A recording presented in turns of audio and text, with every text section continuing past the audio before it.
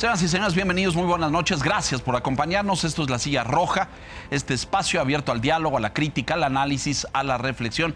Sean todos ustedes bienvenidos. El día de hoy recibimos al doctor Rodrigo de León Mondragón, un experto en materia de inteligencia, seguridad nacional, con múltiples estudios de posgrado, de maestría en el INAP, en maestría en inteligencia para la seguridad nacional, en el Instituto Mexicano de Estudios Estratégicos de Seguridad y Defensa Nacional. Rodrigo, de verdad, muchas gracias, doctor, por estar aquí y por acompañarnos. Muchas gracias a usted por la invitación. Muchísimas gracias. Señor Quintana, muy buenas noches. Leo, buenas noches. Rodrigo, bienvenido. Muchísimas gracias a usted. Hay muchos temas en materia de seguridad. En semanas recientes y en días recientes hemos visto al secretario de Seguridad, Omar García Harfuch, hablar de una creciente tendencia a la baja en delitos importantes, en homicidios dolosos.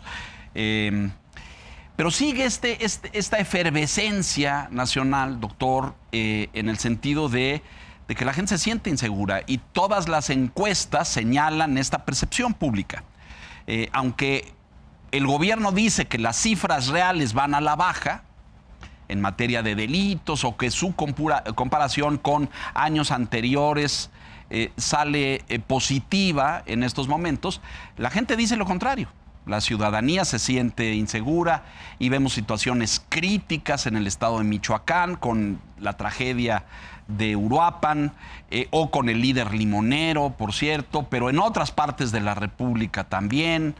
La presidenta va a Campeche a decir que todo está bien en el país, y estando ahí en el mismo día asesinan a una síndico del mismo municipio de Campeche, con la presencia presidencial ahí. Y luego vimos el incidente de la presidenta en Las Vallas, ese individuo que se acercó. Es decir, hay muchos señales que hablan de que, contrario a la retórica oficial, no vivimos en un clima de seguridad. ¿Qué opinión le merece todo esto? Sí, bueno, definitivamente creo que el tema de inseguridad o de seguridad en México ha ido más hacia a que todo el mundo estemos hablando de esto, ¿no? El tema de la inseguridad es uno de los principales que aquejan al país, y eso lo vemos no solo en las campañas políticas cuando se pide más seguridad, sino lo vemos día a día con todo esto que está sucediendo.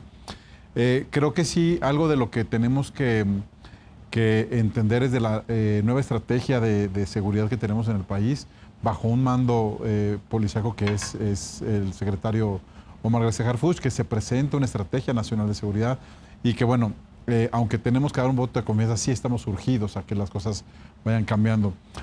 Estos sucesos que se han cometido en las últimas fechas nos han puesto en la realidad, nos han dado un golpe de realidad en lo que estamos, y vamos viendo cómo esa transformación en la ley nos está acercando un poco más al tema de sanciones y penas para quien lo comete. Es algo muy, muy curioso. Sin embargo, es importante mencionarlo. Antes no teníamos una ley de inteligencia antes. La ley de seguridad nacional la teníamos, por ponerle un nombre coloquial, obsoleta, me refiero. No había habido cambios en esta ley de seguridad nacional, no había habido una transformación o una renovación en esta nueva ley de seguridad que hoy tenemos. No se había complementado con todas las que tenemos hoy, mencionando de nuevo la ley de inteligencia. Y creo que es donde tenemos que empezar a ver la reacción. ¿Por qué? Porque en estas nuevas leyes se da más facultades a la operación para combatir a la delincuencia. El tema del crimen organizado se ha convertido en un modus vivendi para muchas comunidades, y creo que eso es donde se está empezando a atacar.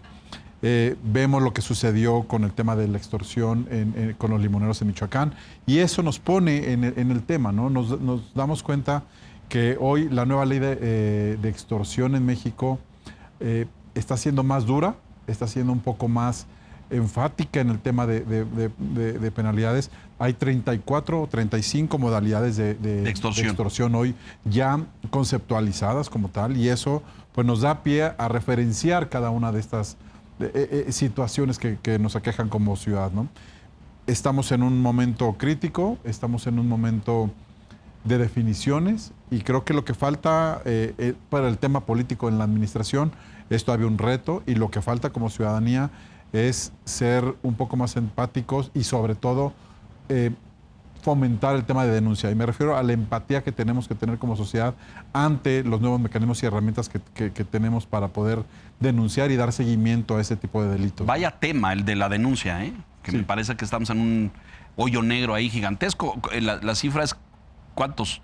Bueno, 9 de cada 10 no se denuncia. 9 de cada 10, el 90% de los delitos que se cometen no llegan a una denuncia formal ante un ministerio público. Eso no sucede. No sucede. Y ¿Cómo lo cambiamos dice- eso? Lo dice el ENVIPE, que es la encuesta de victimización y percepción de seguridad del INEGI. Nos dan las cifras y nos dicen que sí, el 91.8% de los delitos no se denuncian. Entonces estamos ante una situación bastante complicada porque siempre el tema de la denuncia ha sido un tema con el que se ha batallado desde la autoridad y desde la ciudadanía. La ciudadanía con esa un poco, vamos a llamarla flojera de tener que parar un ministerio Hay público. más factor, apatía, ciertamente. Toda esta apatía. Pero desconfianza también, pensar, ¿para qué voy si no pasa nada? ¿No? Llegando a ese punto justo, creo que es donde la autoridad tiene el reto de cambiar esos mecanismos.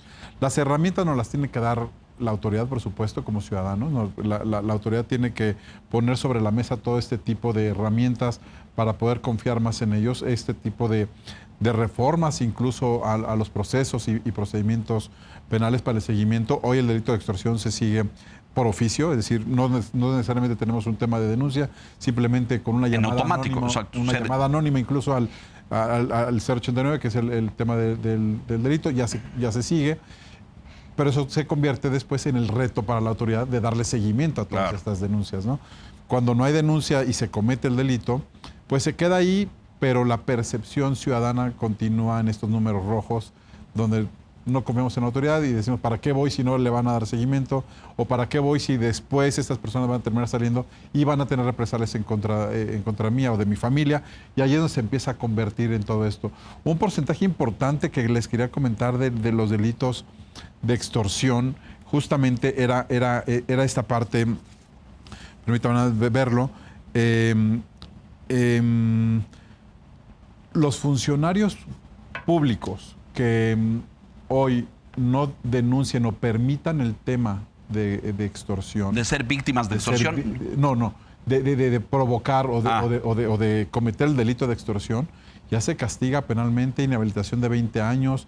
Ya no es una situación común y corriente como antes decían, bueno, pues yo pido una mordida o pido por acá algo para poder... Y no pasaba nada. Y no pasaba nada. Hoy la ley lo castiga. Lo castiga y lo castiga severamente. Enérgicamente. Enérgicamente con temas de inhabilitaciones y de cárcel, es decir, temas penales. El tema de los funcionarios, pero también el tema, la extorsión digital son de 15 a 30 años. Todos hemos caído en que nos llega un mensaje por teléfono a nuestro celular diciendo o pidiendo que si no reconoces esta o ya llegó su pedido, confirme. Si no reconoces este cargo, y uno le da clic y no inocentemente, pero bueno, se lo da por la inercia de ver tus mensajes y en automático te empiezan a molestar y a quitar información de tu teléfono, hackear tu teléfono o caer en el tema de la extorsión, ¿no? Es decir, los delitos yo creo que hoy tienen que ser atendidos de manera particular, de manera especial. En el caso de extorsión es uno, casos de secuestro son otros, pero creo que estamos cayendo en situaciones donde la autoridad tiene como reto darnos más confianza como ciudadanos, ¿no? Los ciudadanos tenemos que entrar al tema de la denuncia, tenemos que saber denunciar, tenemos que saber ser acompañados. La policía hoy acompaña a los ciudadanos a denunciar. No, eso dice la ley. Yo quisiera ver que eso luego tenga verificativo en los hechos, ¿no es cierto? La controversial marcha del 15 de noviembre, Rodrigo, tuvo como eje inseguridad. Es decir, más allá de quién la convocó, cómo se convocó, en realidad, quiénes asistieron. En realidad el tema central era la inseguridad. Y dentro de la inseguridad, quizás el delito que más se haya generalizado en los últimos años es justamente la extorsión. De hecho, en las evaluaciones que ha hecho el secretario de Seguridad y Protección Ciudadana bajan la mayor parte de delitos, pero este no. Este sigue subiendo en los propios informes oficiales. Tú decías que esto ha evolucionado hasta tener, ¿cuántos? 35 variedades de extorsión. Tipos, ¿no? Sí, son modalidades. ¿Cómo ha crecido? ¿Cómo se ha difundido? Porque antes como que era muy identificable, pero ahora pareciera que pues hay de chile de dulce y de manteca. Sí, definitivamente. Yo creo que el tema de extorsión en particular, lo hablábamos hace unos momentos, creo que el tema de la extorsión ha ido madurando, malamente, evidentemente, ¿no? El concepto el como tal, delito. el delito como se ha tal, diversificado, como decía totalmente. Enrique. Ok, y nada más dime una cosa ahí. ¿Es el que más se comete en este país? Porque también hemos visto, pues hay muchos delitos, pero el de la extorsión ahora hay de 25 tipos distintos. Sí. Son 35 modalidades las que tienen la extorsión. Sí, por supuesto que es uno de los delitos donde más atención se tiene porque es lo que más se comete. Es lo que más se comete, correcto. En el país, al grado de tener que homologar la ley para todos los estados. Ajá. Es decir, hoy la ley de extorsión ya se obliga a los estados a homologar esta ley y los mismos procedimientos penales para la ley, para la aplicación de esta ley. Eso no lo había, o sea, tú cometías una extorsión en la Ciudad de México y era diferente si la cometías en Durango, vaya. Era otro procedimiento, era otro proceso. Hoy a ver, pero vamos ayudando a tipificar, como decía Enrique. Está el derecho de piso, que a lo mejor es el más conocido. Derecho de piso, están los montachoques, que es una modalidad muy hoy al rojo vivo porque muy vigente. Está muy vigente. Hoy lo tenemos, el tema de los montachoques, pues lo vivimos en periférico, es decir, en la ciudad o en cualquier lugar. Tenemos los digitales, como son estos que te decía. Que se han diversificado enormemente también. Enormemente, ¿no? Y ahí tenemos diferentes tipos diferentes tipos, porque muchos se llegan a los bancarios. Una cosa son estas aplicaciones de compra y venta, incluso en tu celular. Otras son las que te extorsionan por tus aplicaciones bancarias. Otros tantos son la tipificación del delito cuando lo cometen los reos o las personas que están desde dentro de las prisiones. Otros son los que son con armas o con violencia, y otros son sin violencia. Hay modalidades como el robo a casa habitación, en modalidad con temas de extorsiones, cuando le llaman a la persona que trabaja... la trabajadora doméstica. La trabajadora doméstica, que se llamaba... Le pusieron el nombre de la patrona famosa, que le piden que saque las cosas de la casa. Si no le van a hacer esto, entonces ya se convierte en la extorsión. Todos estos, de los 35 son diferentes por las armas, la violencia, si es por teléfono, si es en persona. Si es digital. Si es digital, si es en el negocio, si es en la casa, incluso si son servidores públicos, si es para un trámite. Todas estas son las diferentes modalidades que nos encontramos. Esta ley es muy reciente, ¿no? Muy reciente. Estamos esperando que en próximas semanas, diciembre, esté ya aprobada ante el Congreso para entrar en vigencia en enero, lo que estábamos platicando hace unos momentos. El Senado ya la tuvo la Cámara de Diputados. Se tiene que regresar a la Cámara de Diputados para poder entrar en vigencia formal, pero ya estamos avanzando con estos mecanismos de revisión que tienen las diferentes cámaras.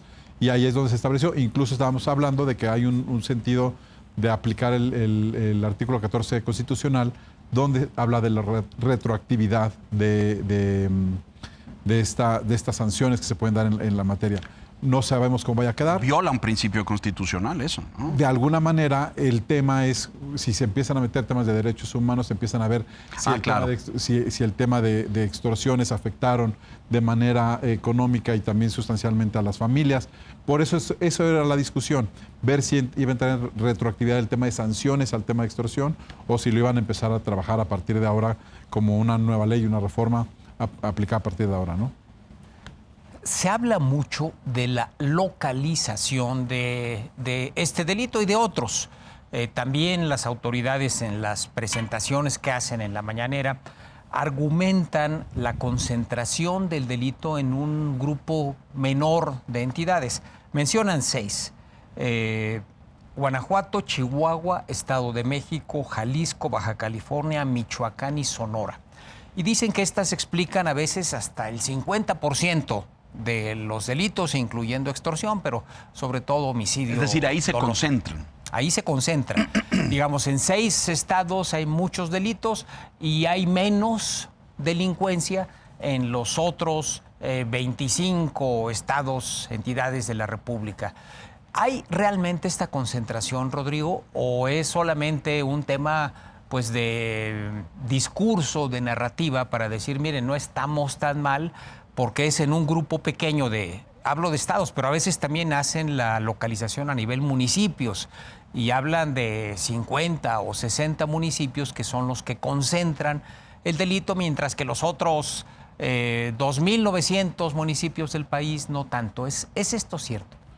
Yo creo que el tema de la extorsión también deriva del tema del crimen organizado como tal. Esta nueva modalidad o esta nueva conceptualización del crimen organizado en la modalidad de extorsión, como lo es también el secuestro y como lo son otro tipo de delitos que derivan del crimen organizado, por supuesto que son las personas que lo cometen con mayor frecuencia y son seguramente en estos estados y municipios donde el crimen organizado está latente con mayor presencia. Sin embargo, el tema de la extorsión es a nivel nacional. La ley de extorsión se hace a nivel nacional para homologarse en todos los estados. Por supuesto que estadísticamente tiene que haber estos números enfocados a dónde se cometen mayores delitos y dónde tiene que haber mucho mayor énfasis y enfocarse en dónde se están cometiendo más. Cuando se llega seguramente a estos municipios y nos damos cuenta que el tema en el análisis y después de los informes de las autoridades, nos damos cuenta que el crimen organizado es quien comete esto, hablamos justamente de estas células del crimen organizado que se dedican al tema de extorsión de manera particular, como lo hay para el tema de secuestro. Claro, y o de huachicol, o de etcétera, que todos etcétera, pertenecen a las mismas células las delictivas, ¿no? Entonces, seguramente por esta estadística que se ve y de actividad en los temas del crimen organizado, es que nos damos cuenta que ahí está concentrado. Sin embargo, no se menciona, por ejemplo, Ciudad de México, y en Ciudad de México tenemos un problema gravísimo de extorsión, que lo está atendiendo la Policía de la Ciudad de México con un área especial de extorsión, ¿no? Entonces, y en esos 5 no está la Ciudad de México, No. ¿verdad? Está el Estado de México, que es parte de la zona metropolitana, pero no incluyen a la Ciudad de México entre estas 6 entidades. exacto, entonces yo creo que ahí es un tema más bien de estadística por el tema de delitos cometidos e incluso de denunciados, Claro. porque volvemos al mismo tema, el tema de la cifra negra, pues son delitos que no se denuncian, sin embargo creo que por ahí viene la situación. Más que estar enfocados en que se cometan más ahí, pues simplemente hay que saber que se siguen cometiendo estos delitos, que lo comentabas en un principio, el tema de estar bajando las cifras y que vaya a la baja, tiene que ver con la disminución diaria y de denuncia que se hace ante las autoridades. La realidad, Es pues, decir, baja la cifra del delito porque se denuncia menos, ¿es lo que me estás diciendo? no, baja la cifra porque se está trabajando y se comete menos. El tema de la denuncia facilita la ubicación, sí. El tema de Para combatirlo, ¿no? Claro, pero la estrategia diaria de las policías estatales, municipales y federales va enfocada a estar trabajando para ir erradicando el delito, es decir, que ya no se cometa tanto. Hemos visto en televisión o hemos visto en algunos reportajes de las noticias donde se denuncia en automático, hay chats vecinales donde se denuncia en automático. Sí, claro. Y la autoridad llega y se empieza a combatir. Por eso ya no hay denuncia, pero se cometió el delito. Correcto. ¿No? En ese momento se llamó vía aplicación de mensajes, se empezó a trabajar, se hace toda una red con las policías. Eso sucede mucho en Ciudad de México. Te lo digo yo cuando estuvimos... Las unidades vecinales son muy eficientes en esto. Yo lo he visto. Y además, generalmente las alcaldías ahora reaccionan de una forma muy rápida. Con sus propias policías, que hoy tienen otro tipo de facultades, que tienen facultades desde que el secretario Harfuch era de la Ciudad de México, se implementó esta nueva modalidad de denuncia donde estaban los propios mandos para actuar de manera mucho más eficiente y rápida. Entonces, quiere decir que tiene que funcionar la estrategia, tiene que funcionar, tiene que haber un momento en el que funcione el tema de meter una nueva ley, que haya nuevas sanciones, que los delincuentes vean que ya no pasa desapercibida nada más su actividad, sino que ahora ya hay consecuencias mucho más severas, mucho más serias, y el tema para los ciudadanos, que deben tener mucho más herramientas para denunciar y para no ser víctimas. Y también, yo creo que veíamos que Coparmex y todas estas grandes cámaras y organizaciones se pronunciaban a favor de esta estrategia y de esta nueva ley de extorsión.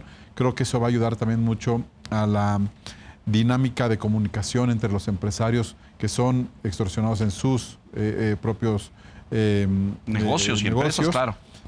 Y creo que eso ayuda también mucho al tema de la percepción. La percepción ciudadana es lo más complicado de bajar, y yo creo que, o de subir más bien, es un tema complicado, y pues bueno, simplemente creo que la autoridad tiene un gran reto ahora por estar trabajando.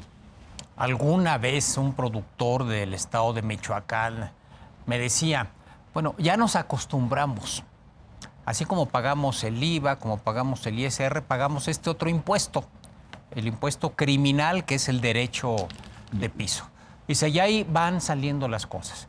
Dice, el problema es cuando se duplica, porque ya no es un solo grupo criminal el que llega a cobrarte el derecho de piso, sino ahora resulta que la competencia, el otro grupo que quiere apropiarse de ciertos territorios, también va y te cobra. Y ya no hay la certeza de que si tú le pagabas al primero, te garantizaba que nadie más iba a extorsionarte, a cobrarte. Ahora resulta que la contienda por el control territorial que tienen, por ejemplo, por citar el caso Michoacán, Cártel Jalisco Nueva Generación y los Viagras, por uno de los muchos grupos criminales que hay en la zona, pues está generando que se multiplique la extorsión y el cobro de derecho de piso. Es algo, digamos, que puede encontrar un límite, Rodrigo, porque si no va a ser imparable. Sí. Creo que se está trabajando en eso. Creo que parte de esta nueva ley justamente le da este cuerpo a la operación para poder combatir los delitos, entre ellos obviamente el de extorsión. Y con el claro ejemplo que tienes de Michoacán, creo que es importante mencionarlo. Hay mecanismos, todos los estados operan de manera diferente, definitivamente, pero lo vimos con los limoneros, ¿no? Que los limoneros decían, pues, el caso de esta persona que sufrió y que llegó hasta el tema de ser el líder de los limoneros. El límite lo tiene que poner la autoridad, dándonos las herramientas a nosotros para poder confiar en eso. No podemos no podemos hacer el trabajo de la autoridad. Como ciudadanos no podemos estar trabajando, no podemos como empresarios estar pues cuidándonos. Es que no le toca, ¿no? Es decir, oiga, usted tenga su propia guardia o tenga su propio grupo de seguridad. Sí, no, los mecanismos incluso de la... Porque además incluso económica violas preceptos de derecho. Es decir, oiga, pues yo actué en legítima defensa. Pues sí, pero a usted no le toca ni arrestar, ni detener, ni nada de eso, ¿no? Es decir... no, y como dicen... Pero hay un nivel de desesperación en algunas zonas del país. Enrique lo señalaba, se ve mucho en el Estado de México, Guanajuato. Ya ves muchas zonas del país donde pues, la gente toma cartas en el asunto para defenderse. Claro, mira, las pérdidas económicas en 2023, según el ENVIPE también, fueron de cerca de 12.300 millones de pesos diarios, de manera directa, ¿no? 20,000 millones de pesos de manera indirecta. Esto refiere a eso que tú decías, tener mayor seguridad, los cambios de actividad, es decir, tú te dedicas a una cosa y como ya llegaron, pues tienes que cerrar tu negocio y tener que moverte en otra actividad para que pues esa ya no te da para darles, ¿no? A todos los grupos. Yo creo que estamos ante una situación que se salió de control y que hoy con las nuevas leyes y con la nueva administración y bajo la nueva dirección del secretario Harfuch, que conoce bien el tema porque lo tuvo en uno de los estados, en la capital de la ciudad, en la Ciudad de México, él tuvo trato directo, vaya, con esta situación. Creo que hoy tenemos que dar a lo mejor este voto de confianza al tema justamente de la estrategia que se está implementando. Nos enfrentamos ante casos como el que sucedió en Michoacán y se tiene que poner mayor énfasis en ubicar qué es lo que está sucediendo. Todo tiene que ser a través de la ley para poderle dar mecanismos y herramientas a la autoridad para poder actuar y accionar, y creo que estamos parados ante eso, pero definitivamente queda mucho por hacer y no podemos como ciudadanos hacer el trabajo de la policía. Déjanos hacer una pausa, doctor Rodrigo, por favor, y regresamos con... Está bien el voto de confianza. Yo creo que pues todos tenemos la esperanza de recuperar algunos niveles de paz o de tranquilidad social en estados como este, en Michoacán, en Guanajuato, en el Estado de México, en Sinaloa, etcétera. Bueno, muy bien, ok. Ojalá y las estrategias den resultado, pero me gustaría un poco hacer como la fotografía general cuando dices se salió de control. ¿Por qué se salió de control? ¿Qué pasó? Es decir, porque lo que vimos fue como una explosión. Sí, en este país hay narcotráfico hace 40 años o 50, no sé cuántos. Y subía y bajaba y había los operativos en la frontera de los Estados Unidos y se limitaba un poco y luego los narcos buscaban rutas alternas. Pero ahí estaba ese delito. Ahora tenemos miles de delitos más. Ahora tenemos huachicol y tenemos huachigás y tenemos extorsión, de las trabajadoras domésticas, el de... Tú platicas con transportistas, con gente que transporta bienes o productos de un lugar a otro a la frontera y como decía Enrique hace un momento, no les alcanza porque dice, el problema ya, antes nos robaban los camiones, ahora nos matan al personal.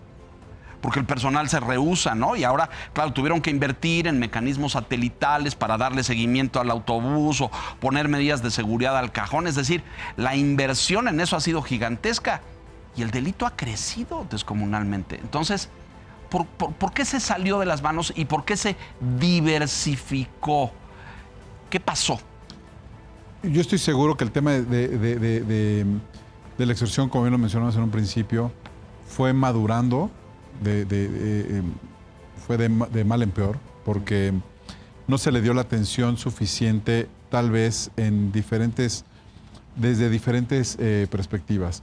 Uno, que se tocaba como un delito, que no era sancionado de manera con agravantes, hoy ya hay agravantes. Se sancionaba como un delito común, hoy ya no es un delito común, ya es un delito federal. Y creo que en todo eso se fue saliendo porque la gente empezó a crecer conforme las redes, por ejemplo, conforme el tema digital. Hoy la extorsión que se hace digital, pues se fueron encontrando estos vicios ocultos donde podían encontrar estas oportunidades de extorsionar a la gente, donde podían abusar de la gente. Creo que esas modalidades han ido creciendo, pero a eso nos referimos con un tema de se sale de control porque no se le daba el enfoque necesario que hoy ya se le da. No se le daba ese enfoque o o priorizar este delito. O sea, déjame ponerlo así. ¿Se pensaba que era un delito menor o así? Es decir, tenemos homicidios, secuestros, narcotráfico, cosas como muy grandes y muy sonoras, y se pensaba que era como secundario y ahora se ha convertido en el delito principal de la República Mexicana. Yo lo que creo es que es un delito que justamente no se le daba la atención porque se cometía menos. Había menos posibilidades y menos vicios para poder cometer este delito. Había menos abuso. Antes de esta nueva ley, el delito no era castigado como lo es ahora, o como se pretende que sea ahora, y este delito no estaba enfocado tanto a la extorsión, por ejemplo, diaria con empresarios, como lo hemos visto en los últimos días. Era una extorsión diferente. Hoy está tipificado ya el delito de extorsión con estas modalidades donde antes lo veíamos que tal vez no pasaba nada. Ahora sí pasan las cosas. ¿Por qué? Porque es justamente el delito de extorsión per se.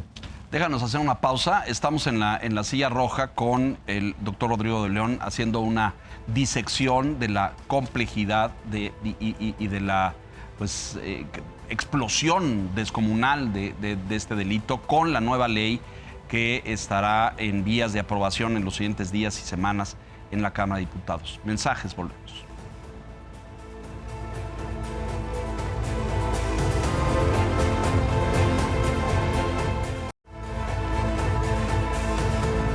Estamos de regreso.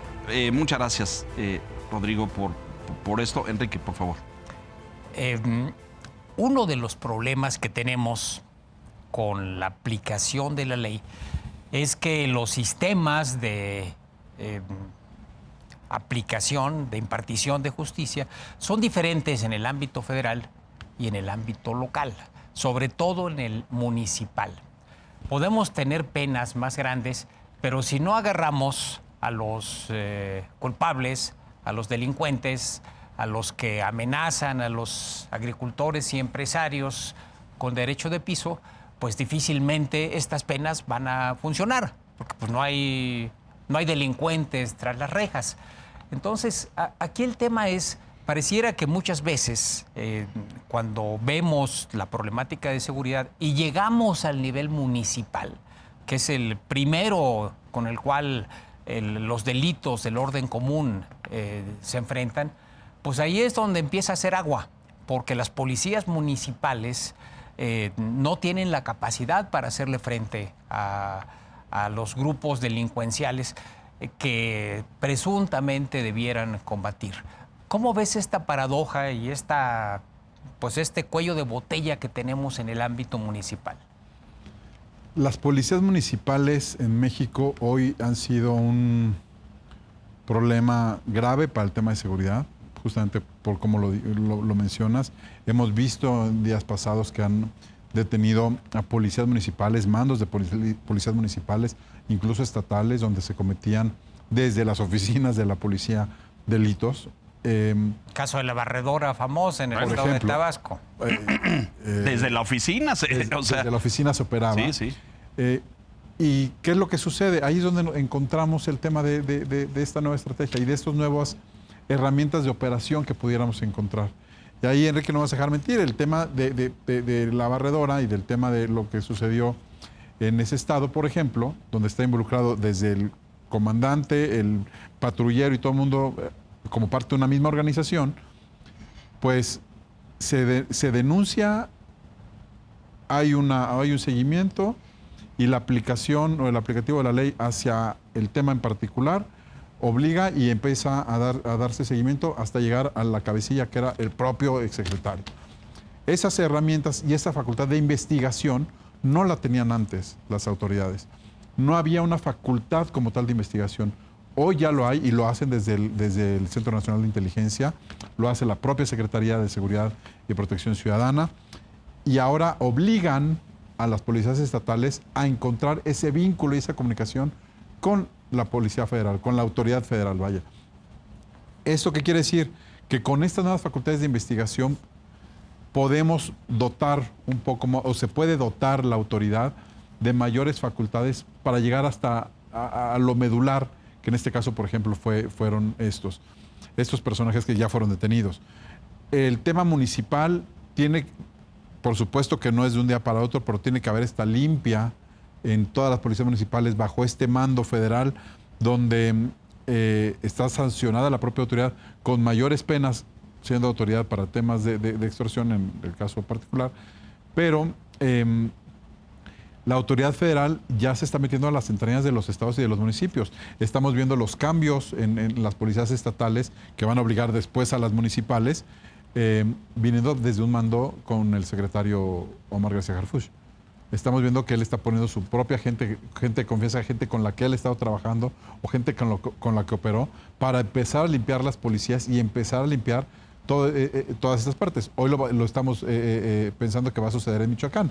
Hoy estamos pensando que Michoacán, con este nuevo acuerdo de paz o con este nuevo plan de paz en Michoacán, orquestado por el secretario Omar y la presidenta, pues nos tiene que dar un respiro, vaya.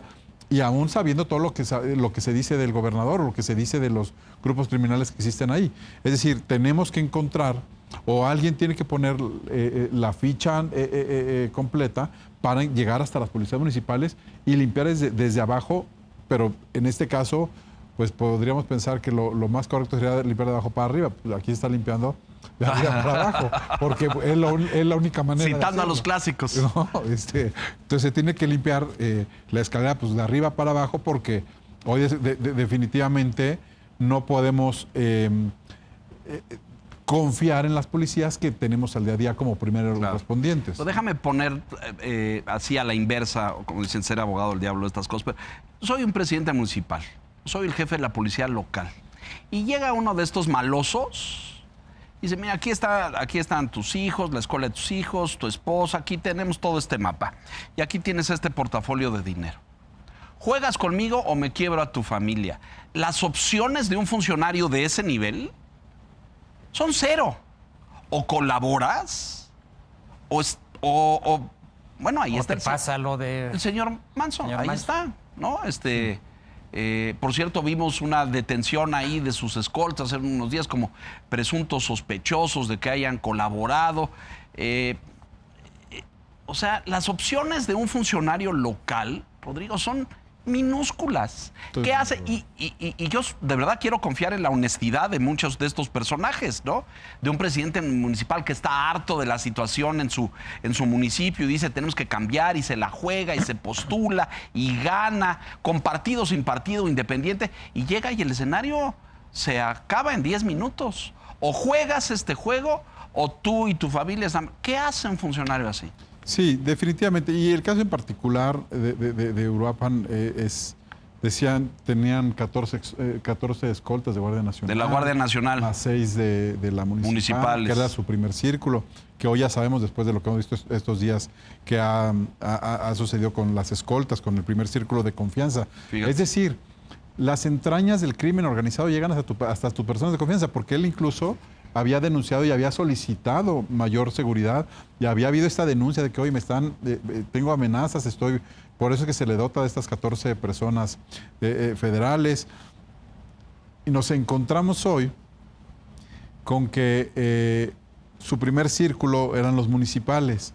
Y si hubo una traición o no, quiere decir que el crimen organizado llegó hasta sus propias policías municipales. Evidente. Hasta su propia... Claro. Entonces, por supuesto que es un tema, la dificultad de... Por no hablar de los otros, que por cierto, quién sabe dónde andaban, porque nadie ha dado un reporte, sí salieron muy enérgicos el general a decir que eran no sé qué, pero ahí en el sitio a la hora de la radiografía no estaban, no sé si estaban en esto del círculo concéntrico número 3 rodeando la plaza, quién sabe dónde estaban, pero... En ese momento no estaban. No estaban.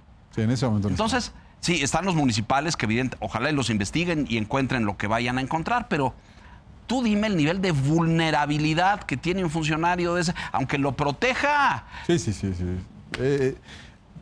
Lo estamos viendo con el claro ejemplo, ¿no? Es decir, sí, es muy cierto. Creo que ese es el gran reto de la autoridad. Eso es el gran reto de la autoridad, poder dotar incluso a los propios funcionarios que caen en este tipo de vulnerabilidades, ¿no?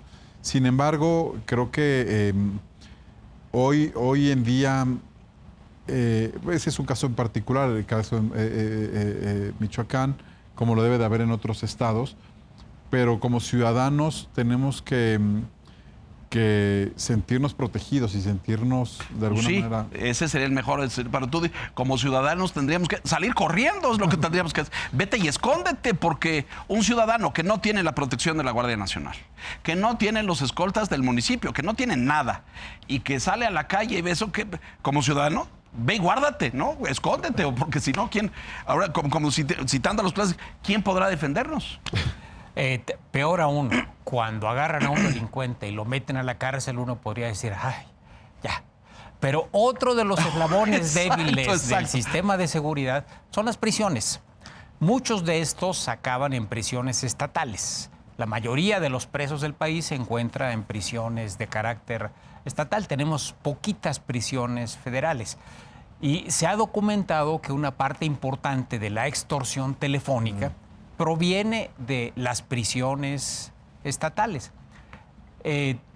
¿Cómo hacer? ¿Qué se tendría que hacer para que al menos ese foco de delincuencia originado en las prisiones, donde prisiones caracterizadas por el autogobierno, donde son los propios presos los que controlan el penal, donde prácticamente ponen y quitan a los directores, no es Almoloya, no es el Puente Grande, las prisiones federales de alta seguridad, sino son prisiones estatales que tradicionalmente tienen un montón de problemas, entre ellos este.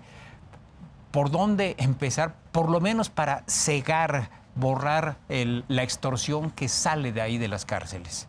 Hoy creo que se empieza por el tema de la ley. Esta ley de extorsión, en una de las agravantes, tiene que ver con los 42 años como pena máxima para los delitos que se cometen desde la prisión, es decir, cuando se acredita que uno de los reos es quien está cometiendo la extorsión o es el autor intelectual o bajo sus órdenes es con quien se está haciendo. En ese momento ya se está empezando primero por el agravante en la ley, que no se tenía. Número dos, creo que debe de haber herramientas tecnológicas dentro de los penales y que eso también lo prevé esta ley. Bloqueo de señales. Bloqueo de Pero señales. este tema, Rodrigo, de verdad, está en el debate desde el gobierno de Mucho Vicente tiempo. Fox hace Sí. 25 años.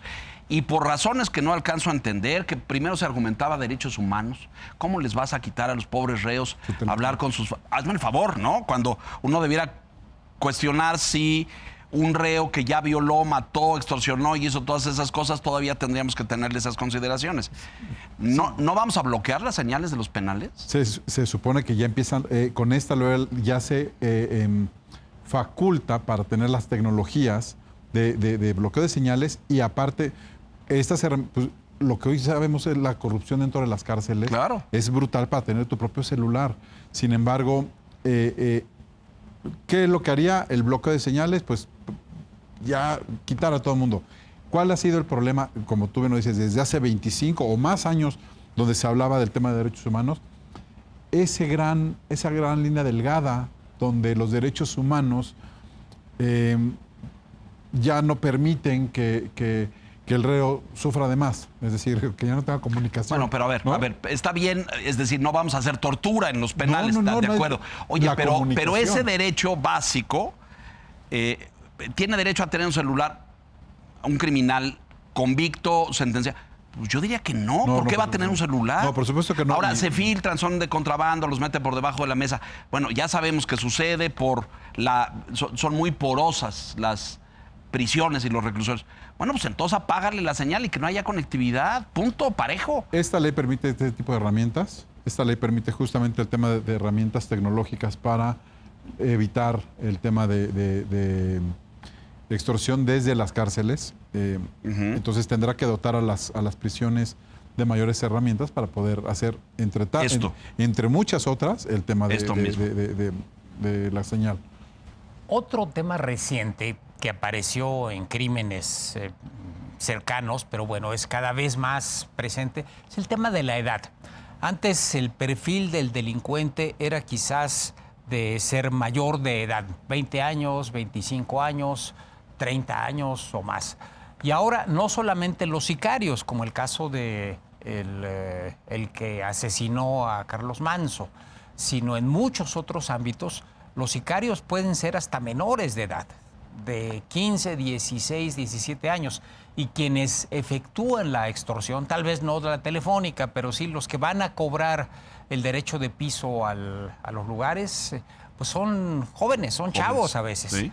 Entonces, ¿cómo le hacemos para evitar que siga bajando? Al rato van a ser niños. Al rato van a ser niños, como en otros lugares del mundo se ha visto, los que estén armados y vayan con el dueño de la tienda a cobrarle el recurso que el grupo criminal está demandando. ¿Cómo le hacemos? La ley hoy está justamente en eso, que cumple los 18 años y si estás en una correccional, ya puedes salir. Hoy ya tienes que cumplir el delito de extorsión en particular. Tiene que haber estos cambios o habrá este cambio donde si cometes el delito siendo menor de edad, pero tienes que cumplir por las penas máximas, tendrá que haber estas adecuaciones para que continúen las sanciones, que no saldrías, digamos, al cumplir que no la salgas, mayoría. o sea, vaya, al final de cuentas, pues ahí tienes de dos caminos, o sales muerto por tus propios jefes o te vas a la cárcel. Y que las juventudes sepan que el delito hoy ya tiene consecuencias. ¿Cuál ha sido una de las grandes atracciones cuando te empiezan cuando captan reclutan a estos niños? Le dice, no te preocupes, no pasa nada. Si bien te va, 2 años en la cárcel y te sales y vas a salir hasta con billete, ¿no? Eso es lo que muchas veces se da. Hoy ya se tiene que saber que los delincuentes los niños delincuentes van a seguir con estas sanciones para arriba. Al final, creo que es parte de la misma forma de hacer o de las mismas maneras de tener consecuencias sobre los delitos. Desafortunadamente estamos en un país que todavía no maduramos las leyes de tal manera que nos permitan dar eso. Y hoy tenemos que confiar en que las consecuencias que se están dando para acá, hay muchos programas incluso que tienen las diferentes policías para incentivar, ¿no?, que los jóvenes menores de edad, los niños menores, las personas menores de edad, pues no caigan en las garras de la delincuencia organizada, sino que se metan a otro tipo de programas. Pero bueno, eso ya es un tema totalmente aparte, pero sí se está trabajando en la atención a las causas justamente, creo que por ese lado.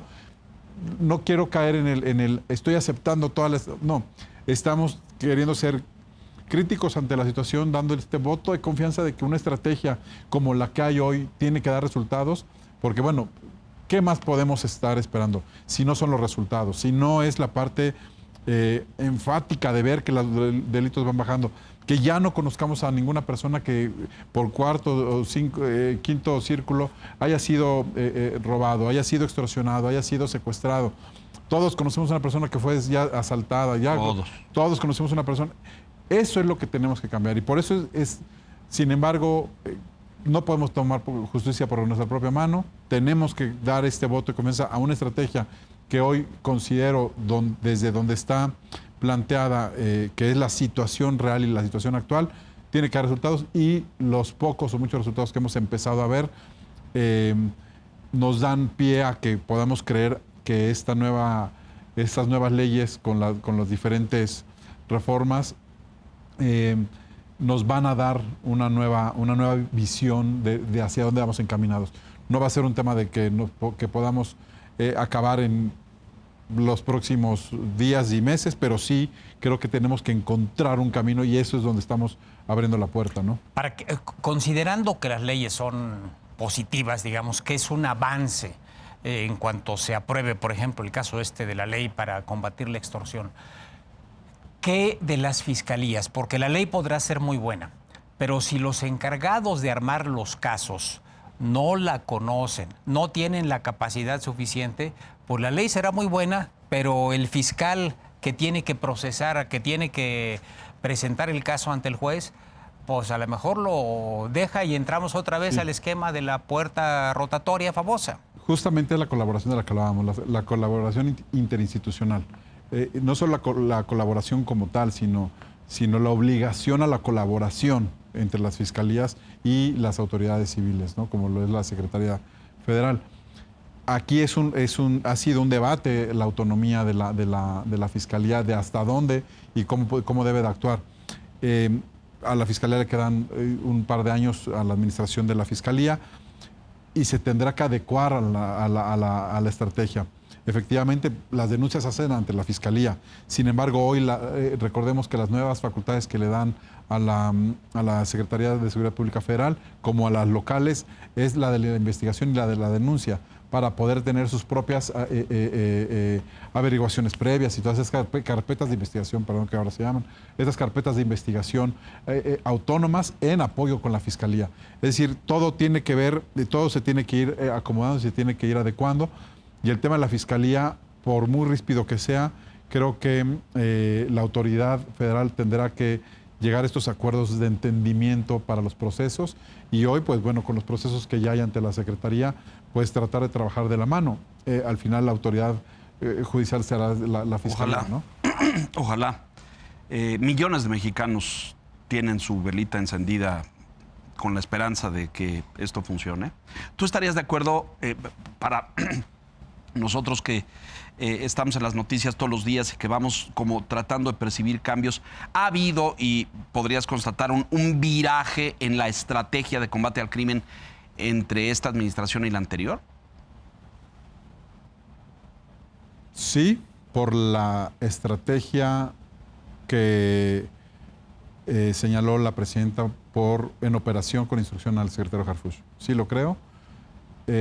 Habrá que ver, habrá que esperar los tiempos. Sí, los resultados, claro, por Esos supuesto. resultados que poco a poco hemos visto. sí percibes desde tu especialidad y tu estudio y tu academia, tú percibes un cambio real. Sí, por las herramientas que se le dotan a las secretarías. Bueno, vamos a esperar a que den resultados. Se nos acaba el tiempo.